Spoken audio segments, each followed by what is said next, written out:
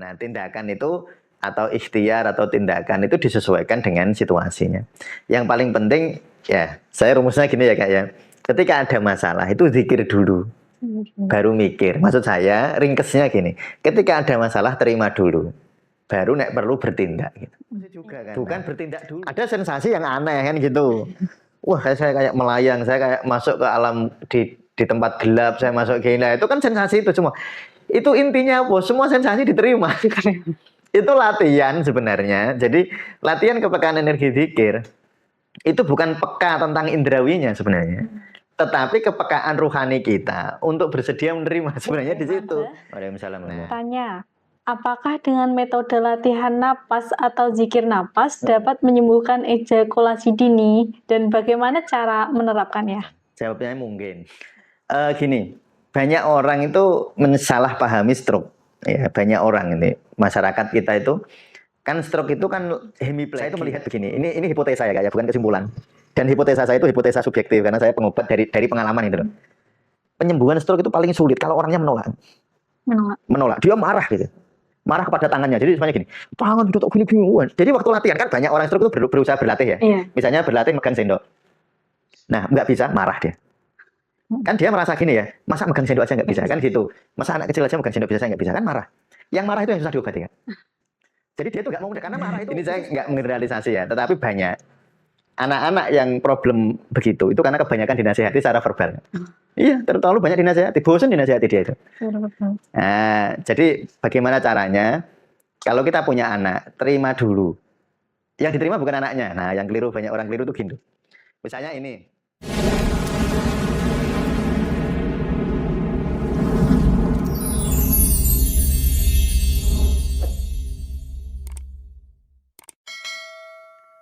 Assalamualaikum warahmatullahi wabarakatuh. Waalaikumsalam warahmatullahi wabarakatuh. Bismillah, alhamdulillah, Allahumma sholli wa sallim ala rasulillah Muhammad ibn Abdillah. Alhamdulillah kita jumpa lagi di Q&A ya. Tanya jawab. Pertanyaan-pertanyaan sudah disampaikan oleh teman-teman di kolom komentar YouTube. Baik, sebelum saya menjawab pertanyaan teman-teman, saya ingin sampaikan bahwa tanggal 8 Februari 2026 kita akan mengadakan webinar panduan praktis zikir la ilaha illallah ya. Teman-teman yang ingin mendapatkan informasi nanti akan diinformasikan tentang webinar ini, tentang biaya-biayanya akan disampaikan oleh kami nanti di akhir sesinya. Baik, ada pertanyaan apa kami? Oke. Yang pertama ada pertanyaan di kolom komentar YouTube, latihan nafas tenggorokan berliur, bagaimana cara mengatasinya? Dari Jogja, Pak Pang. Nah, cara mengatasinya nggak usah berusaha diatasi. Ya, ini bener ini kata-kata saya bener. Diterima saja. Jadi waktu pikir nafas ada rasa tenggorokan, lalu kepengen ditelan Ustadz, telan aja. Kepengen nggak ditelan Ustadz, ya nggak usah ditelan gitu. Ya senyamannya gitu. Tapi uniknya gini loh Kak. Kalau orang itu menerima, nanti reaksinya itu jadi nyaman gitu. Maksud saya begini, kan berlendir waktu latihan nafas lah, atau latihan atau zikir nafas. Lalu kan tenggorokan berlendir. Kan seorang itu marah kan? Iya. Marah, dia nggak mau sebenarnya. Udah gini kok ada lendirnya atau gatel gitu. Nah, lalu dia muncul marah. Kan nanti terus dia bereaksi kan? Reaksinya karena marah, ya. Jadi ada respon emosi, lalu emosi kan yang menggerakkan respon, ya. Kalau emosinya negatif, responnya nanti mau nelen ya negatif, mau nggak ditelen negatif kan. Jadi respon itu jangan terlalu bingung tentang respon ya Kak ya. Jadi jangan terlalu bingung. Saya ikhtiar nggak ya? Saya diem aja nggak ya? Saya ngomong sama anak nggak ya? Saya nggak ngomong sama anak. Nggak usah bingung gitu dulu. Yang dibingungi dalam tanda petik itu batin dulu. Sudah menerima belum? Jadi diterima dulu Kak. Oh iya, tenggorokan saya lendirnya muncul. Dah diterima. Nanti kan ketika emosi sudah nggak ada, emosi apa kemarahan, kejengkelan mungkin ya, atau mungkin khawatir kok tenggorokan kok muncul ininya, saya lendirnya ini gimana? Mungkin kan itu. Nah, terima dulu. Nanti setelah terima, nanti kan gerakannya jadi gerakan yang indah. Mau nelen ya indah. Ya, misalnya mau diludahkan ya nggak apa-apa. Yang penting menerima dulu. Menerima. Itu kuncinya. Nah, sehingga jawaban itu kan jawaban misalnya, Ustadz, saya kalau sholat kok apa namanya, tubuh saya gatel ya, punggung saya, gimana Ustaz kan gitu. Ya nggak gimana-gimana, kan gatel manusiawi ya kan. Ya nggak usah diatasi. Yang diatasi perasaannya dulu. Ya, bukan gatalnya yang diatasi.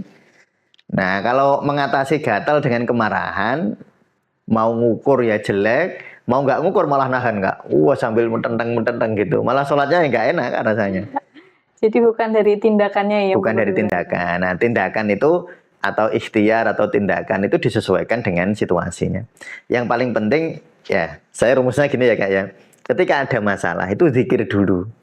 Baru mikir. Maksud saya ringkesnya gini. Ketika ada masalah terima dulu. Baru nek perlu bertindak gitu.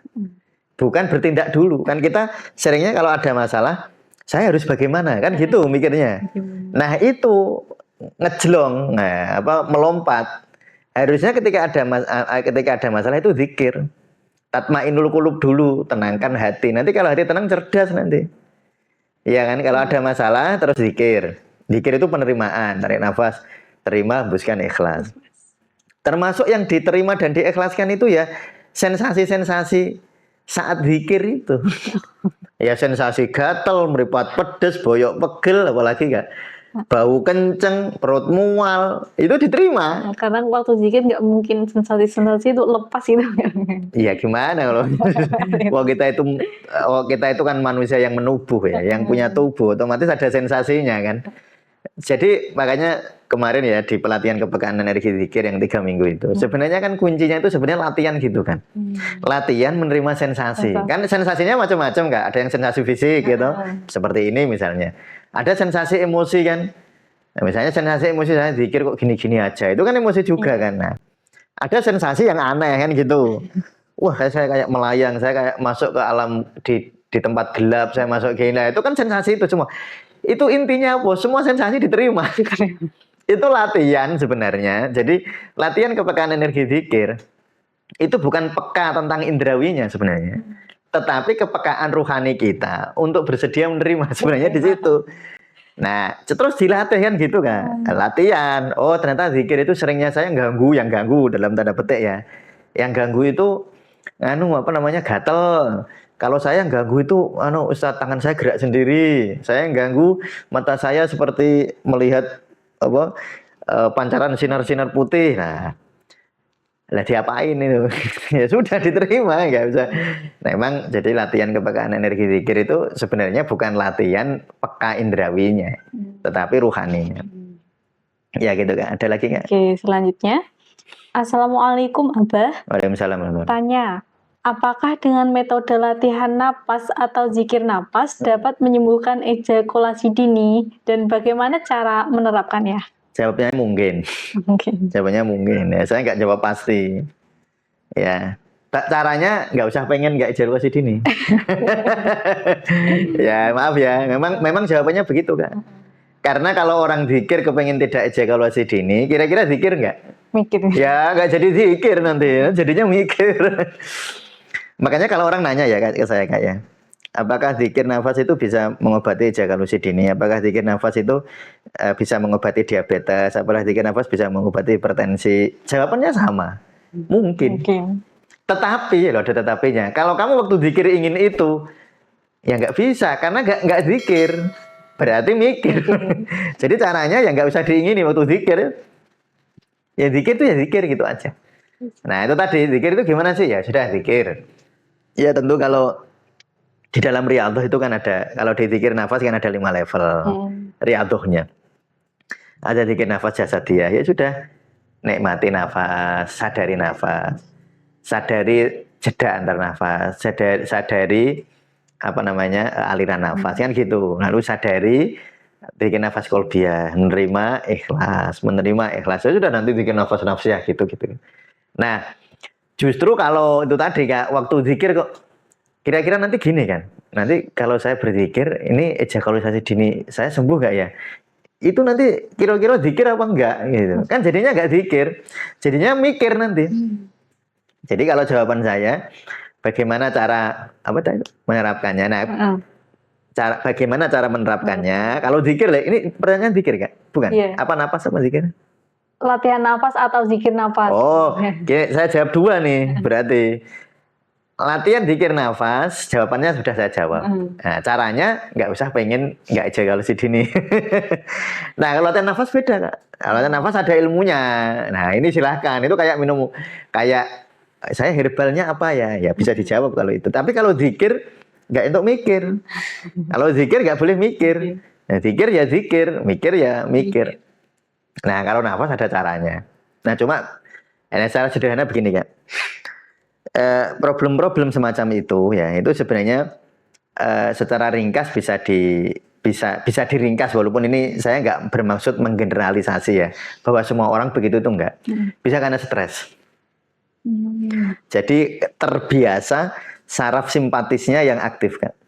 Simpatis. Nah, nanti kalau Bapak atau Mas itu terus latihan nafas, bukan zikir nafas ya, latihan nafas, nanti apalagi kalau latihan melambatkan nafas, dan nafasnya dilambatkan aja. Jadi, nah, latihan nafas itu paling sederhana, melambatkan nafas. Biar nafasnya lambat, sadari nafas. Orang itu kalau nafasnya disadari, otomatis nafasnya lambat, kan? Ya coba sendiri kalau nggak percaya, mesti itu. Kita awalnya nafasnya cepat, terus tiba-tiba kita sadar, oh aku bernafas, nanti otomatis lambat. Kalau nafasnya otomatis lambat, nanti saraf parasimpatisnya akan naik, kekuatannya akan meningkat, nanti jadi lebih tenang. Nanti stres jadi berkurang. Kalau stres berkurang, termasuk nanti problem-problem semacam ini, ejakulasi dini itu akan terbantu. Ya tentu ada yang sangat detail ya sebenarnya ilmunya. Nah, tapi kalau disampaikan di sini nanti kan. Tetapi intinya di situ, intinya latihannya bagaimana caranya? Sadari nafas saja. Terus gimana? Saya gini, Kak. Lakukan itu dulu pokoknya.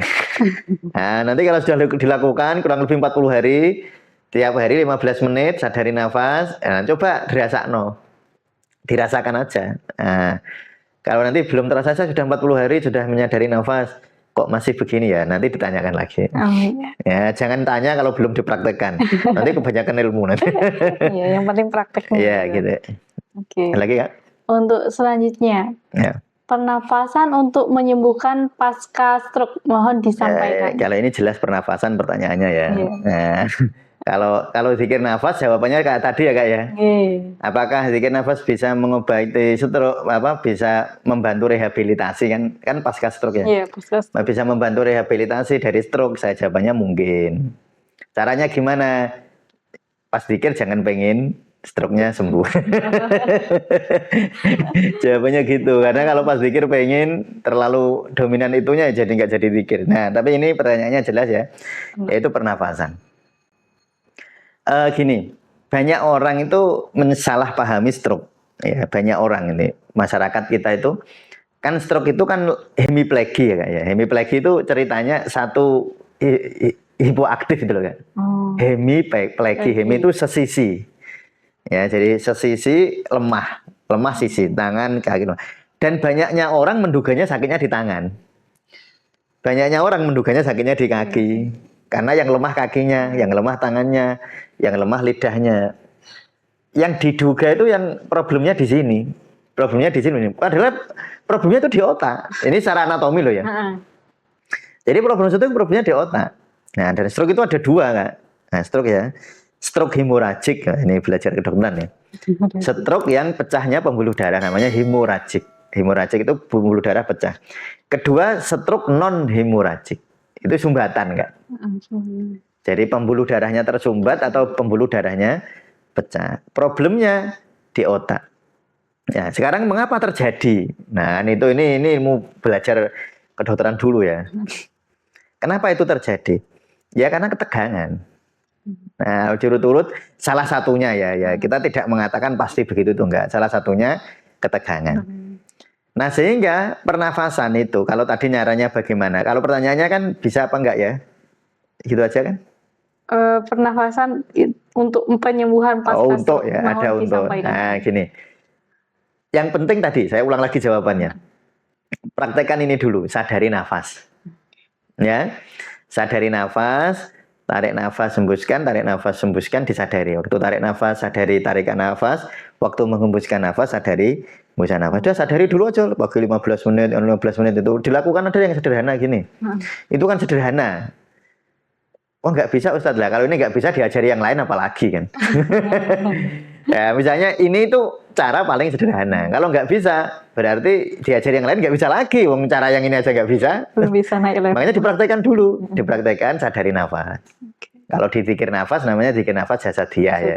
Tarik nafas sadari, hembuskan nafas sadari, cukup sadari. Nanti melambat itu. Nanti kalau dilakukan beberapa menit, ya 5 sampai 15 menit, coba dirasakan lebih nyaman tidak. Nah, dan begini Kak. Saya praktek begini kan udah 20-an tahun ya. Saya itu melihat begini, ini hipotesa ya Kak ya, bukan kesimpulan. Dan hipotesa saya itu hipotesa subjektif karena saya pengobat dari pengalaman itu loh. Penyembuhan stroke itu paling sulit kalau orangnya menolak. Menolak. Dia marah gitu. Marah kepada tangannya. Jadi semuanya gini. Tangan sudah tak gini-gini. Jadi waktu latihan kan banyak orang stroke itu berusaha berlatih ya. Iya. Misalnya berlatih megang sendok. Nah, nggak bisa, marah dia. Kan dia merasa gini ya. Masa megang sendok aja nggak bisa? Kan gitu. Masa anak kecil aja megang sendok bisa, saya nggak bisa? Kan marah. Yang marah itu yang susah diobati kan. Jadi dia tuh nggak mau, karena marah itu mesti stres. Ada orang itu saking pengen cepat sembuh olahraga dan olahraganya dipaksakan sampai berdarah-darah. Saya pernah Kak. Loh Pak, ini kok kakinya berdarah kenapa? Ibu nih. Loh Bu, kok kakinya berdarah kenapa? Loh saya tadi olahraga nggak bisa, saya paksa Ustaz. Kan sampai kesandung-sandung Kak. Iya kan, wong namanya stroke kan darahnya gitu. Sampai berdarah-darah loh. Ini marah dia. Jadi ya latihan bagus, sangat bagus dan harus memang. Tapi kalau sambil marah sangat jelek. Ya sudah nggak bisa nggak apa-apa. Gitu ya. Jadi saya pesennya gini. Dan nanti pernafasan membantu. Kalau orang biasa menyadari pernafasan, insya Allah lebih mudah menerima sih Kak. Ya pikirannya tenang lebih mudah. Nah kalau yang seperti ini, walaupun dia kan motivasinya tinggi tapi overdosis itu. Menyakiti diri kan. Sampai latihan kan nyeret gitu kan kalau jalan. Terus dia dipaksa gitu sampai berdarah sampai kukunya gitu itu. Loh, kenapa ini Bu? Saya kira kan kenapa gitu. Ternyata ini karena latihannya dipaksa. Dan itu sangat mengganggu pengobatan. Nah, ini juga peran keluarga. Keluarga itu kadang-kadang kan gini ya. Bu, misalnya ibunya yang sakit terus anaknya marah.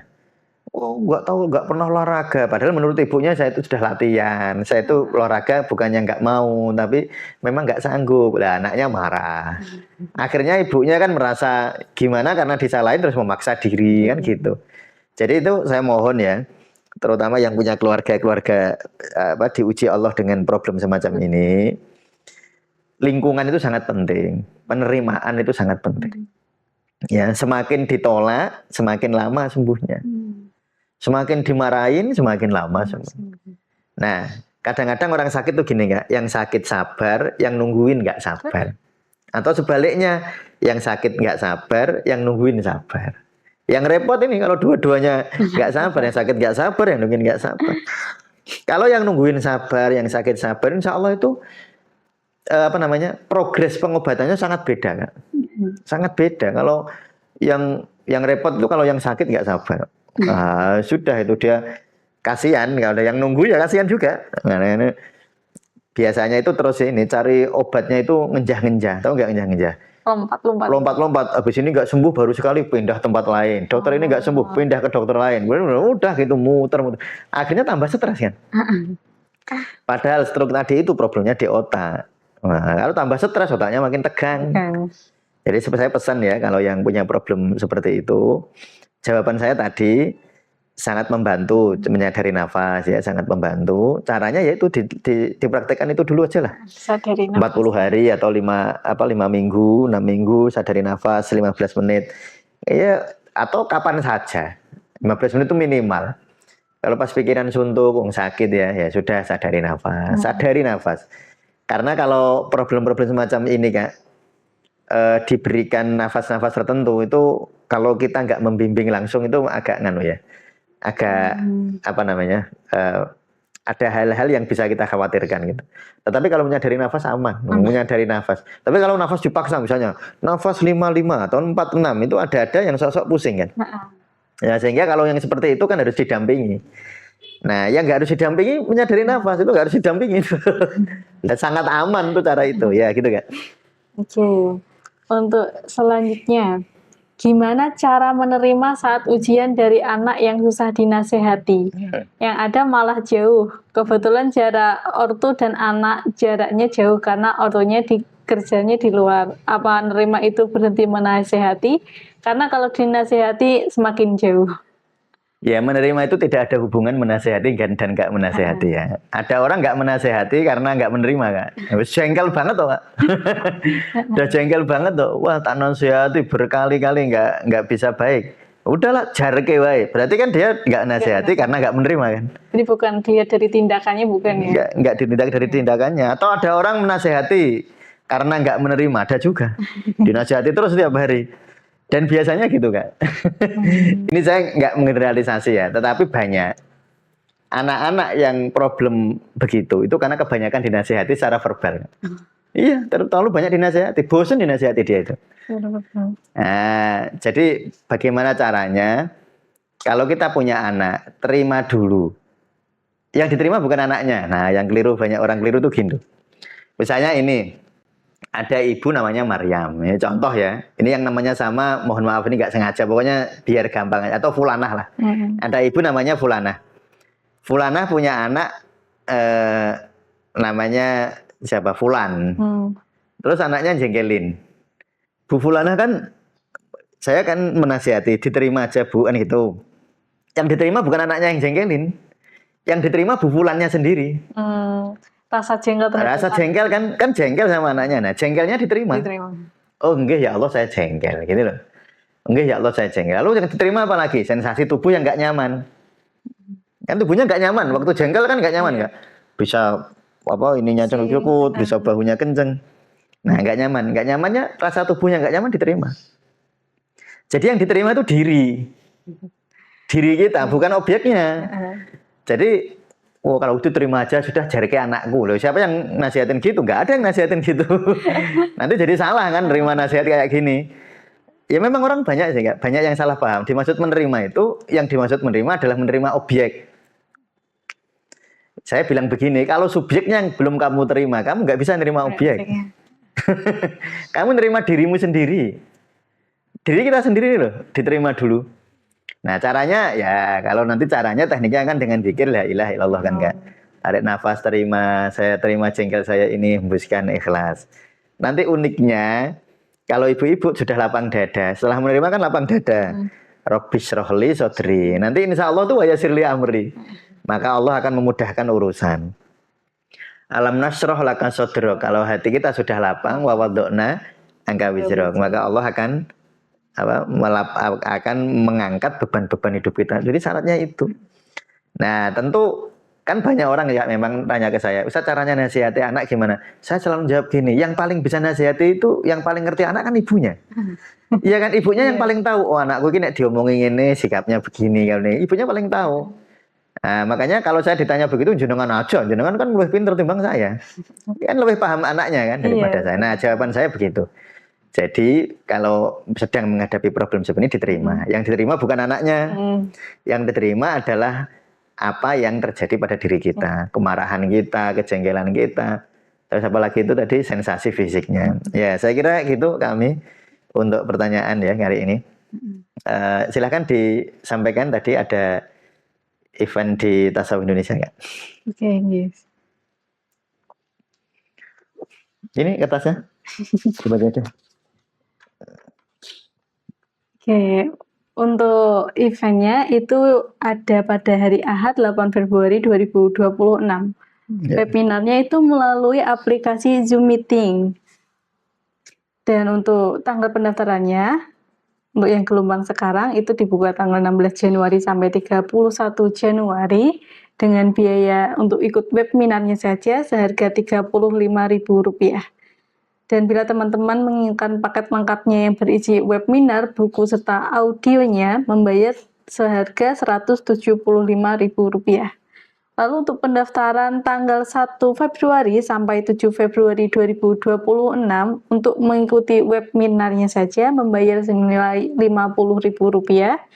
Dan untuk mendapatkan paket lengkapnya yang berisi webinar, buku, serta audio membayar senilai Rp200.000.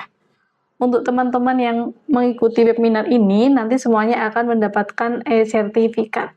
Ya, untuk teman-teman yang mau mendaftar bisa menghubungi admin Tasawuf Indonesia atau mungkin bisa juga dengan berkomentar di sesi ini nanti akan diarahkan oleh admin Tasawuf Indonesia. Oke, niku informasinya. Ya, terima kasih kami informasinya. Terima kasih teman-teman. Assalamualaikum warahmatullahi wabarakatuh. Waalaikumsalam warahmatullahi wabarakatuh.